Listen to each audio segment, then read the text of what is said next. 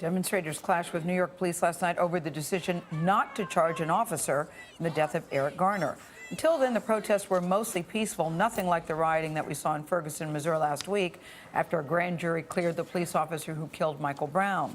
Michelle Miller looks at how preparation and experience help make a difference. Michelle, good morning. Good morning. Well, more than 200 protesters have been arrested this week in New York, most for disorderly conduct violations. The mayor has thanked demonstrators for remaining calm while exercising their First Amendment rights. He's also commended police for showing proper restraint. I can't breathe. Within hours of the news that a grand jury declined to indict Officer Daniel Pantaleo Wednesday, thousands spread across New York City and blocked traffic.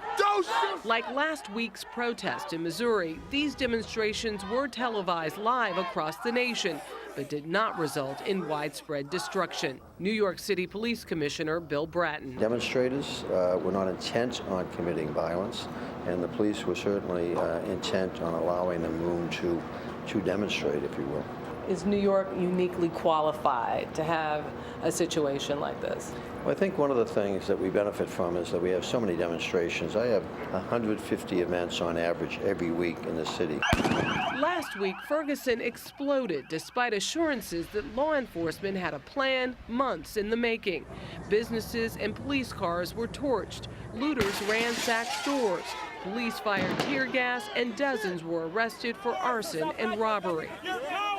There's no question that a lack of operational experience has an impact, potentially on performance. Steve Iams is a former Missouri police chief.